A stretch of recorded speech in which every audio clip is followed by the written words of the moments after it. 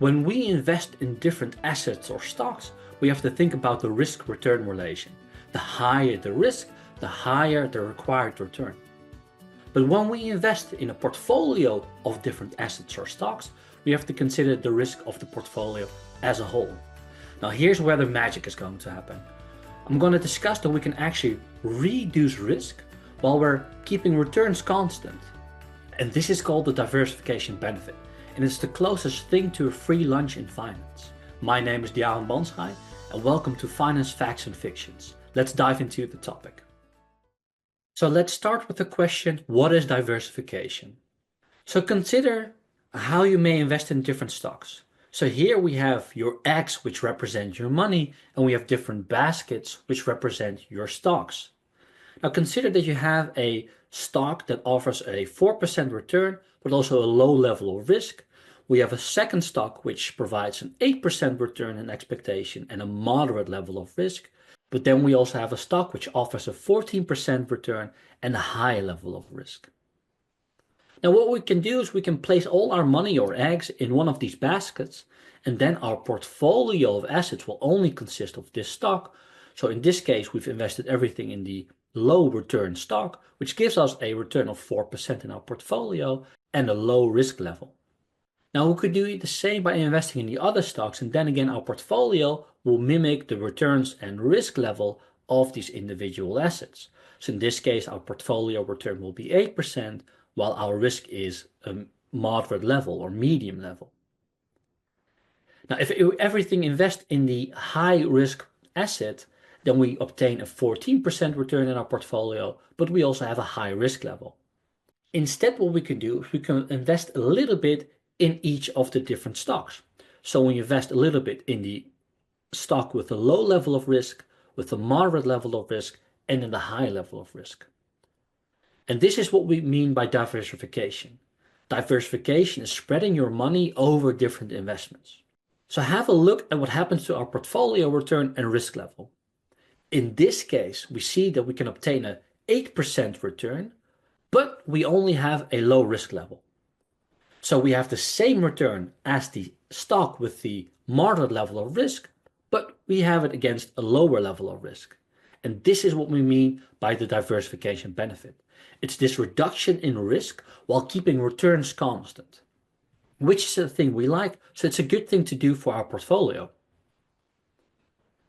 So why does this diversification benefit exist? Well, the magic of diversification exists because not all investments move in the same way at the same time. And what I mean by that can maybe best illustrated with an example. So imagine that you own an ice cream company. Now your returns will be high when the weather is going to be good, because you're going to be selling a lot of ice creams. But when the weather is bad, well, then your returns are also low. So you see some volatility where your returns depend on the weather. Either they're high or they are low. But now what you could do is you could add an umbrella company to your portfolio. And in this case, you're going to have good returns during both good and better. Because when the sun is shining, you will sell many ice creams. But when it's raining, you're going to sell many umbrellas. So your returns become much more constant regardless of the weather. So what we see in the simple example is that individual stock fluctuations will cancel out. And overall, this means that the ride becomes smoother while we can keep an upward trend. Now what we remove is what we call the idiosyncratic or diversifiable risk. And examples of this risk may be the weather from the previous example. It may be very industry-specific risk, such as the failure of certain technologies.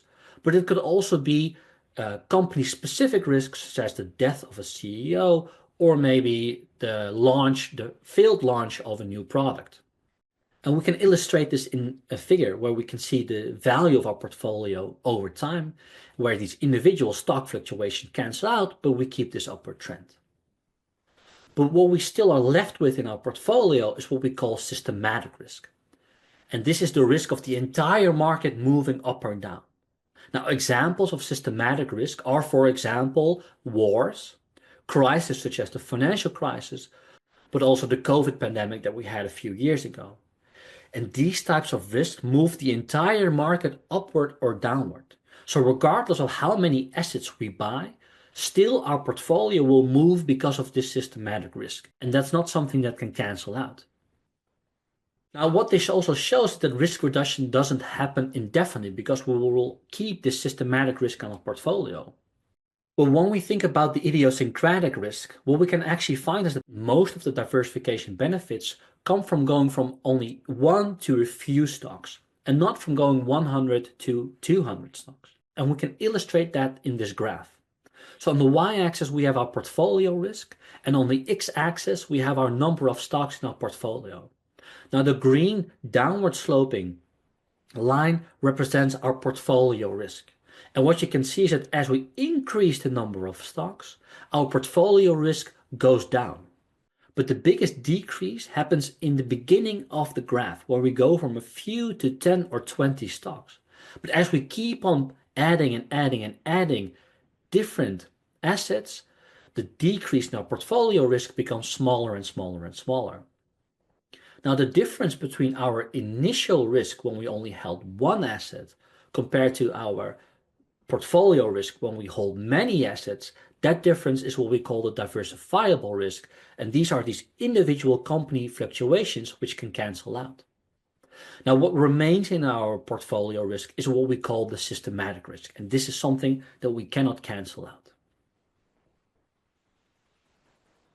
Now, the diversification benefit has trading implications. Given that we like returns and we do not like risk, building a portfolio containing many stocks is a smart thing to do because it decreases your portfolio risk while keeping returns constant. Now, being under-diversified suggests that you may hold risk, this idiosyncratic risk, for which you're not being compensated. So you're holding too much risk than is necessary. Now, for most investors, diversification may be a good thing because you'll sleep better at night knowing that you're not betting everything on one investment. Diversification also reduces the chances of very big losses, which also comforts most investors. Finally, your investment growth stabilizes and shows a steady trend over time, which is something we also prefer when we're long-term investors. But there's some limits to diversification. First, as we already shown, risk reduction doesn't happen indefinitely. Systematic risk remains.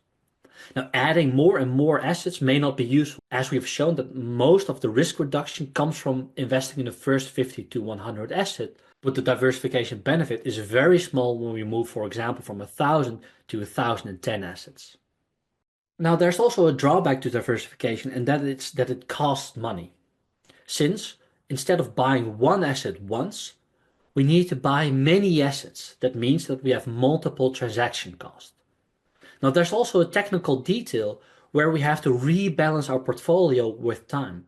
And the reason for that is that maybe some part of our portfolio does better than another part. And as a result, we get over-invested in the good performing stocks. In that case, we need to buy and sell some of these stocks and increase our diversification again. Now, in the next video, we're going to discuss this rebalancing in a little bit more detail to make this more precise and clear. Now, what's also true when we diversify our portfolio is that we become less informed about what we hold in our portfolio. The reason is that if you hold 2, 3, or 5 stocks, then it's easy to follow these companies in the news and obtain all the information that's relevant for your investment decisions. However, when we're holding 100 or 1,000 different stocks, it becomes much more difficult to track each of these individual investments. So overall, we become less informed about what we're holding. Now, in efficient markets, this may not be such a bad thing.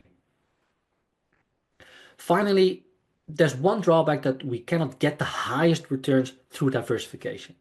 And what I mean by that is in our simple example, we looked at the stock with the 14% return and high level of risk. Now, through diversification, it's not possible to replicate the highest returns that are possible in the market while lowering the risk. So that means there are no home runs possible anymore. But I do want to emphasize that we can still improve our risk-return ratio when going from these very risky stocks to a more diversified portfolio. And I think that for most investors, that's actually a sensible thing to do. So what are the facts and fictions behind diversification?